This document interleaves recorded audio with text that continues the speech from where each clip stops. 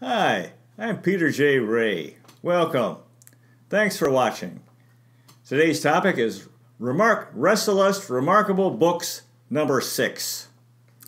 Our first book today the title is A Walk Across America by Peter Jenkins, published in 1979. Now the author was a young man who decided to walk across America from, I believe, Boston to New Orleans.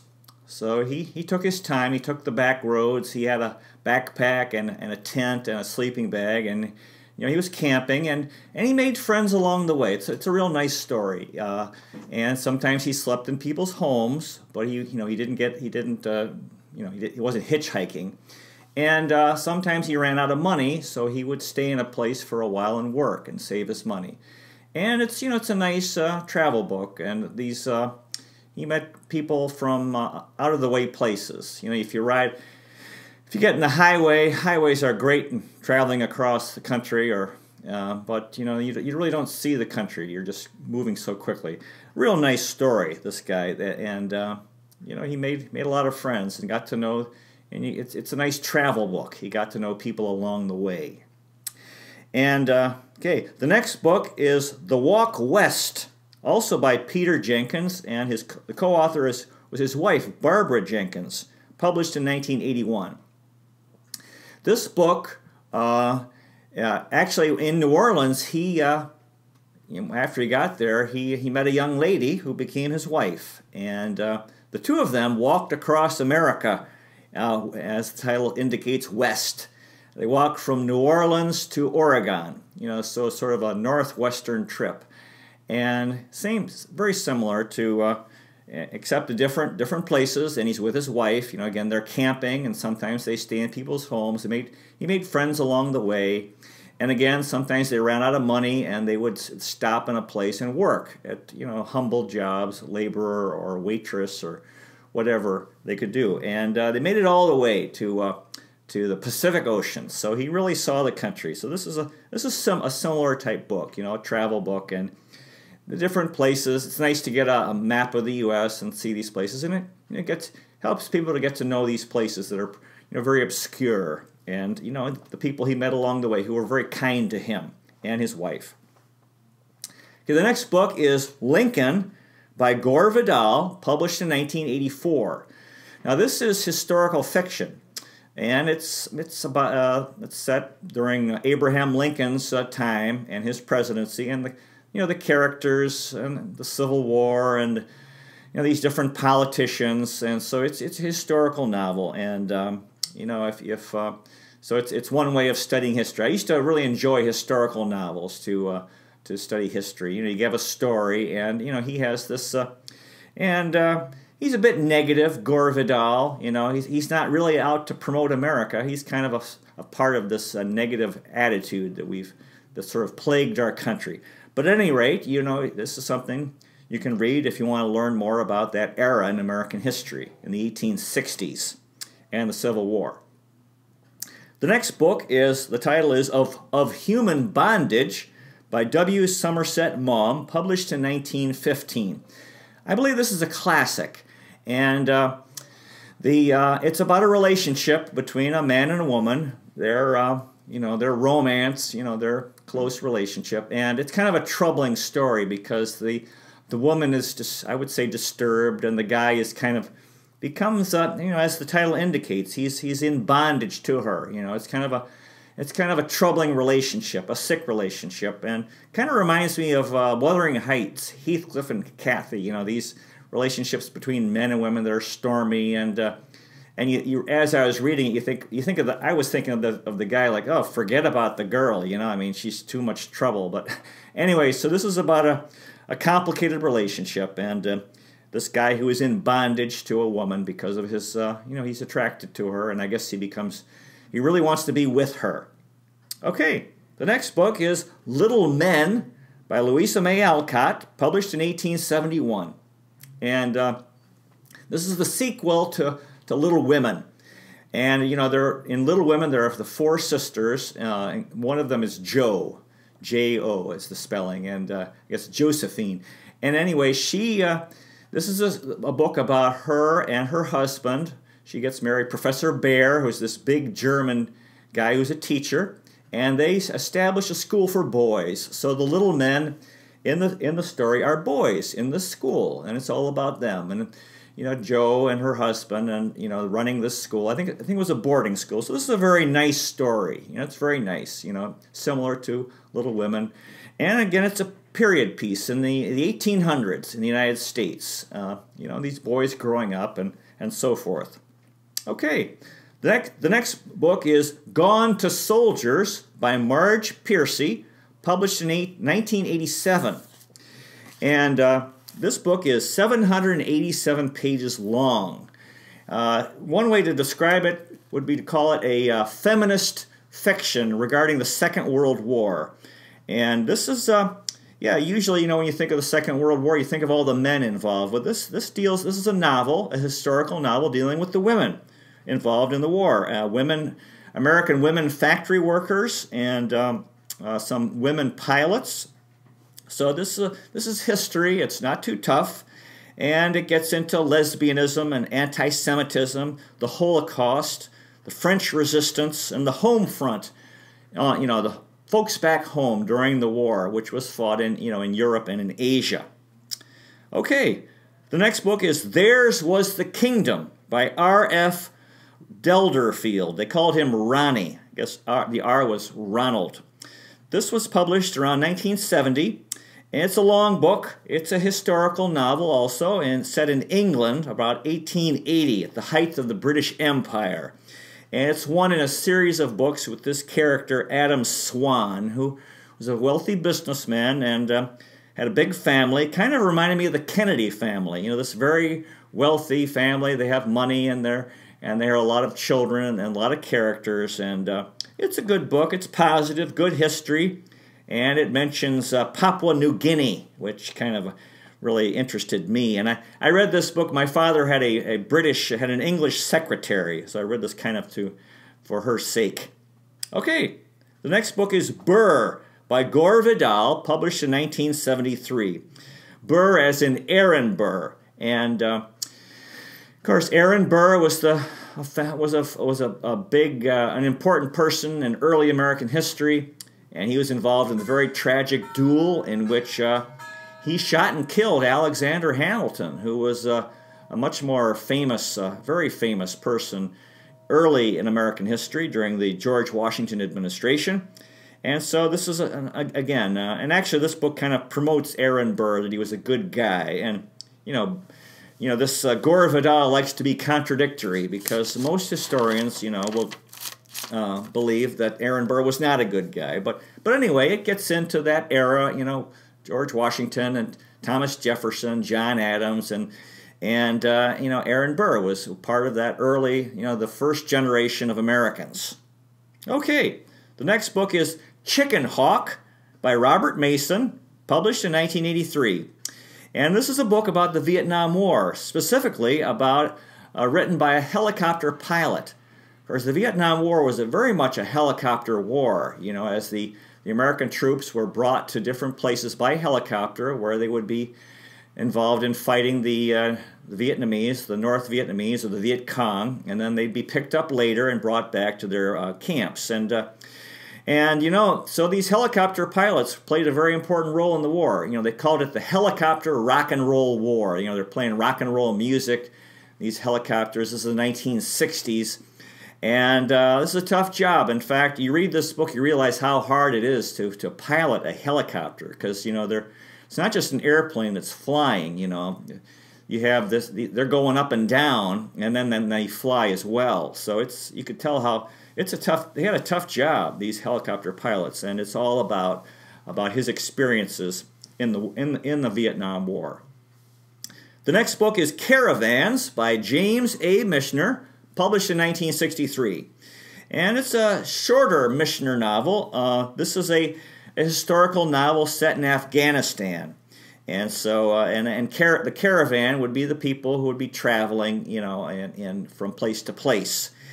And it depicts the Afghan people as violent, but also kind, So there's this, you have these two extreme qualities in the culture. And it also talks of, you have these nomadic people who apparently would be, I guess the caravans would be traveling and trading and so forth. And the book is talking about, a different way of life, certainly different from civilized life. And, because these people are, they're traveling, it's in the mountains and so forth. It's, I love James Michener. He's a wonderful author. The next book is Lost Horizon by James Hilton, published in 1933. He's the author of Goodbye, Mr. Chips. This is a fairly short book, pretty easy to read, and it's the story of Shangri-La in Tibet. And Shangri-La apparently was a Tibetan monastery, and according to this book, a place of learning. And this like a very spiritual place and a wonderful place, kind of this beautiful place, and a refuge, according to the book, from the coming Armageddon. Where this is like speculating that there would be, terrible war, World War III in our case. Of course, he wrote this before the Second World War. And according to this book, after this Armageddon or world catastrophe, this Shangri-La would be a place where there would be a renaissance, where kind of learning would be preserved, learning and wisdom would be preserved, and then could help the survivors of some future catastrophe. So we'll see if that comes true. But although I do believe that I believe that India is a holy land, and Tibet, and of course this takes place in Tibet, and these I believe are the holiest places in the world. Okay. The next book is Black Rage by William Grier and Price Cobbs, published in 1968. Now, these two men were psychiatrists, and they were talking about the psychological problems that African Americans had been having based on what they'd been through, the legacy of slavery, and then Jim Crow and racism and segregation and oppression. And how tough it had been on them, and how they had these psychological problems because of what they went through in the United States. So that's a very interesting book. Okay, the next book is Strumpet City by James Plunkett, published in 1969. This is a historical novel, again, set in Ireland from 1910 to 1914. And it chronicles, it describes the labor struggle, workers in factories struggling to get better pay and better conditions, and having this, and they went on strike, and this is about the labor movement. They'd go on strike against the owners, and then, this was, and then, of course, they would try to use their power as, large numbers. They say, well, they wouldn't work, try to close the factory, and to try to pressure the owners for better pay and better conditions and so forth. And so it was tough, because then they wouldn't be paid. There'd be real hardships on their families. And then the owners would try to bring in replacement workers called scabs, and then there would be violence. And then you had the Catholic Church that was supposedly as an institution was against the strikes. But priests were in a tough situation because they were very sympathetic to these workers and what they were trying to gain. And so it's good history. I got this. This was I borrowed this from a friend of my father, Wayne Duff, and I showed his son Mike saw it. I showed him the book, and he said, "I don't know where it is, but I'd like to go there," because he's referring to Strumpet, which I think is Strumpet City. You have to look that one up in the dictionary. Okay, the next book is The Narrow Corner by W. Somerset Maugham, published in 1932, and the same author of Human Bondage. Now, this is a historical novel set in colonial Malaysia. Maugham was British, so this is about the British Empire in Southeast Asia, in Malaysia, which back then was a British colony, and the experiences of British peoples and English people in a very hot place, in the tropics, and that whole experience with the heat, and then the local people, the relationships, and the mosquitoes, and the rainy season and so forth. So I kind of I could relate to it because, you know, I spent 20 years in the Philippines, and I went through that myself as a European American used to a cold climate, you know, and the culture I grew up in, and then going to a very different culture where it's hot, and you have the local people who are different, speak a different language and are different type people, and that whole experience. Okay, the next book is Half a Click from Home by C.T. Westcott, published in 1990. This is a book about what the Vietnam War veterans went through when they came home to the United States. And, you know, when they were in Vietnam, they called the United States the world. And, you know, they all wanted to come home. And of course, but when they came home, they had trouble. You know, I heard more than 60,000 American troops died in Vietnam, but 100,000 have committed suicide since the war. So, you know, they had trouble. They were traumatized, you know, from what they'd been through and all the death, you know, killing the Vietnamese, and then that you know, weighed on their conscience. And then, of course, and then losing their friends. Many of their friends had died, so that was hard on them. And so they had a tough time coming home. This talks about that, what it was like for Vietnam veterans coming home and, you know, being traumatized and trying to move on with their lives and having trouble and having real challenges, you know, after the war, really being damaged by their experience. Okay, the next book is The Sea Wolf by Jack London, published in 1904, and this is a book about the ocean, about this guy. He's a sailor, he's a captain. It's a lot about, you know, the ocean and the life at sea and the weather and so forth, and the challenges that men have faced. You know, this is the sailing times. This is before steamships, so you have to use the wind. So it's all about that and navigation and so forth. So okay, the next book is A Nation of Sheep by William J. Lederer, published in 1961. He was the co-author of The Ugly American. And now this book is interesting because it's talking about American foreign policy. And his opinion is Americans really needed to know more, because very interesting thing happened in world history. After 1945, the United States became an extremely powerful country. And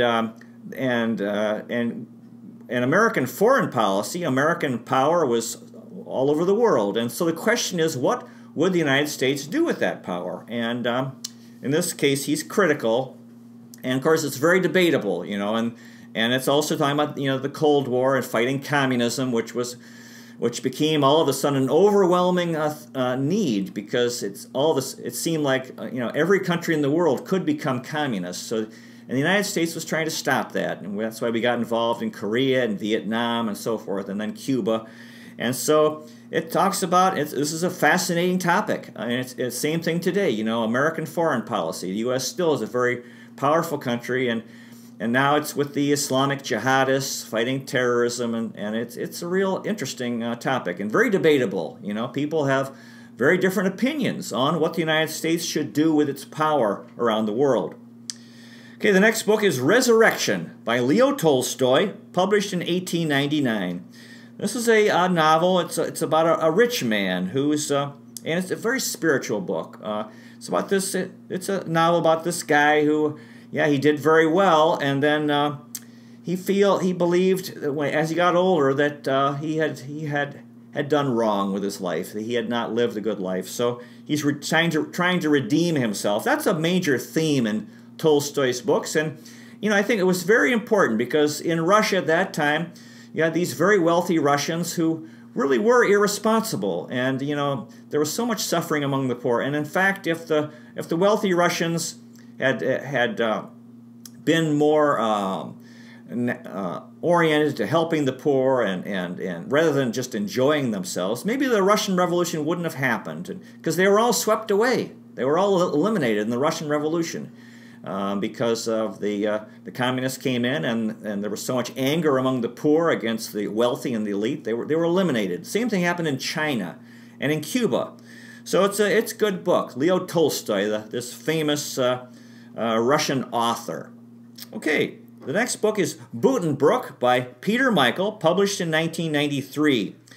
Now, the author was a very good friend of mine. He was a German priest who lived many years in the Philippines, and he wrote this book about Theodore Boonton Brook, who founded Christ the King Seminary in Quezon City.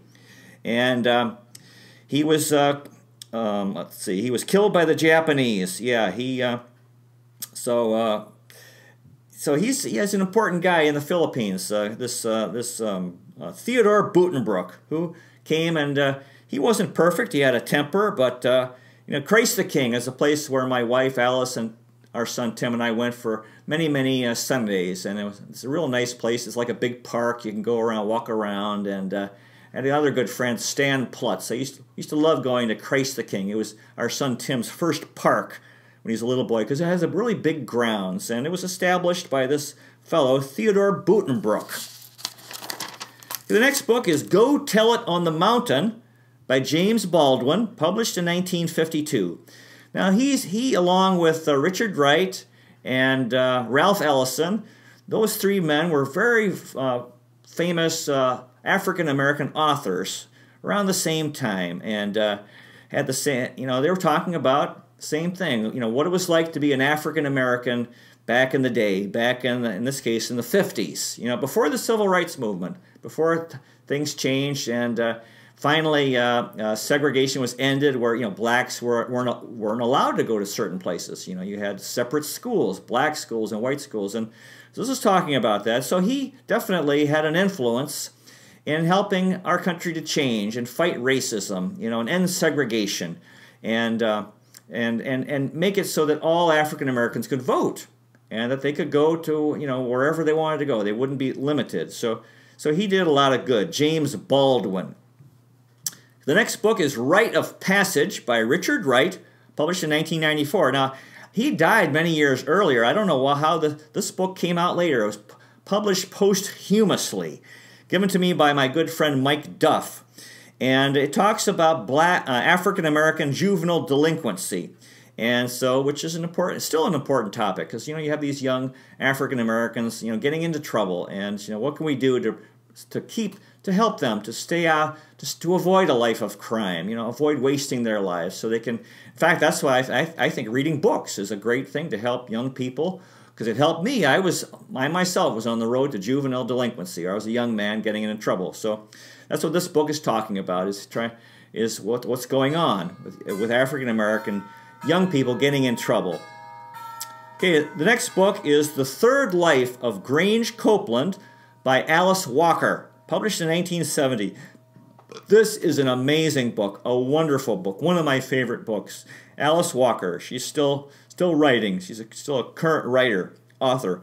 And this is a story of a family about this guy, Grange Copeland, who, as the title indicates, he had 3 lives. When he was a young man, and he was angry and so forth, full of energy and very angry and kind of a mean guy. And then as he got older, he was middle-aged and mellowed out a little bit. And this is really about when he's an old man, and he redeems himself, because he was not a good husband, he wasn't a good father, but he becomes a very loving grandfather to his children.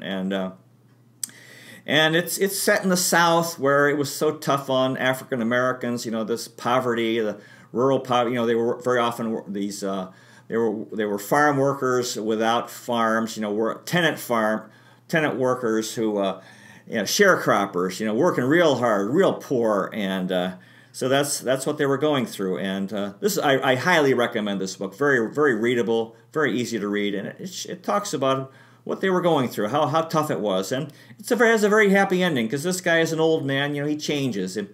He becomes a very good person, and so becomes very kind to his grandchildren. The next book is Subway to Samarkand by J.R. Humphreys, published in 1977.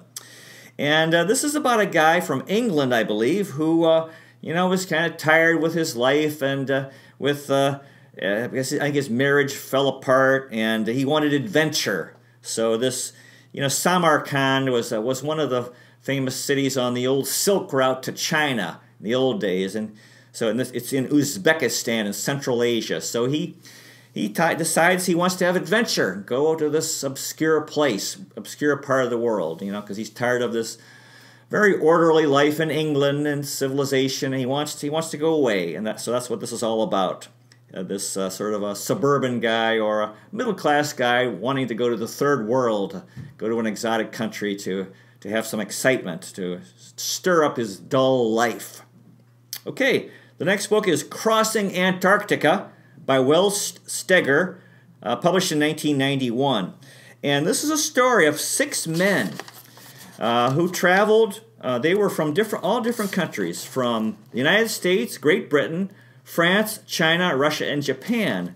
And as a team, they took a dog sled from the Antarctic Peninsula to the South Pole and all the way across. So this is, I used to be very interested in Antarctica, and it's like going to the moon. I mean, the cold weather is just so cold, and you really have to prepare for it. And these guys did, and they traveled by dog sled all the way across Antarctica. So just imagine, just the hardest place in the world to live, and so it's real interesting. If you have any interest in that continent, which is kind of obscure, Antarctica, this very interesting place. It's like a desert of ice. The next book is Sports in America by James A. Michener, published in 1976. The back cover calls it another Michener blockbuster. Well, he gets into here all facets of sports, everything. It's a very thorough book about the purpose of sports and for health, and then the racial issues, that we've had, and commercialization, professional sports, children, youth sports, and the pro sports and so forth. So that's what it's all about. He decided to get into the whole thing, and it's a very good book. It's one of his few non-fiction books. The next book is The Road Unseen by Peter and Barbara Jenkins, published in 1985. Again, these are the same authors author and authors who wrote those 2 travel books, but this is a spiritual book. They became very strong Christians, and this was published by Guidepost, which is a Christian magazine, and so this talks about spirituality. And actually, this was the book of my wife's sister, Rose Garcia. So, this interests me. I'm very interested in spirituality. So, The Road Unseen. In other words, they had taken these 2 trips. There were physical trips across America, but this is about a spiritual trip, which, of course, is even more important. We're all on a spiritual journey, and it talks about this: the road to God, the road to improving our character and becoming better people and becoming closer to God and happier and more productive and positive. So this is a very wonderful spiritual book. The next book is Saigon by Anthony Gray, published in 1982.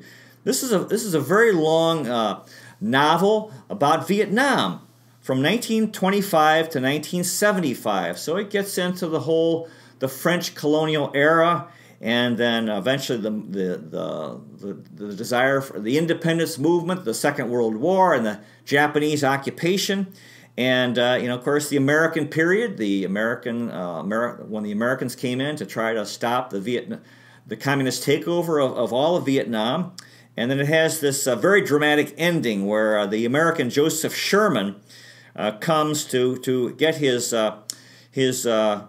granddaughter out of Saigon in April 1975, and then she was, a mixture of, she was partly American, part Vietnamese. So, and he wanted to get her out of the country before the Viet Cong took over Saigon. So this is really something. It's a wonderful historical novel of Vietnam, and so it gives you a real background to what was going on in that country before the war and up until 1975 when the communists took over. And of course, there's been like 30 years of history since then, so there's always more to learn as we go through life. The next book is Ranger's Territory by Frank Worrell, published in 1987. And this was sent to me by a pen pal of mine in Australia. and it's about the Northern Territory in Australia, which has many strange animals and plants and very few people.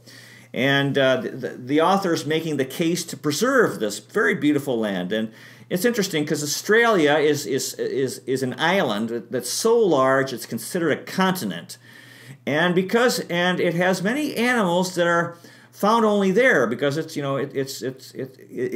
is a very big island. And then these things like kangaroos and so forth, you only find them in Australia. Now this part talks about even a place that's even remote and separated from the place we think of Australia. When we think of Australia, we think of the southeast, which is Sydney and Melbourne's on the east coast. But most of Australia is desert, and so this area in the Northern Territory is really isolated, not only from the world but from the rest of Australia. So it has these very unusual plants and animals, and it's a great place to visit. I thought this was a very nice book, and I really didn't know much about the Northern Territory of Australia because it's off the beaten track. Very, very interesting story. Wonderful book. God bless you. Live long and prosper. See you next time.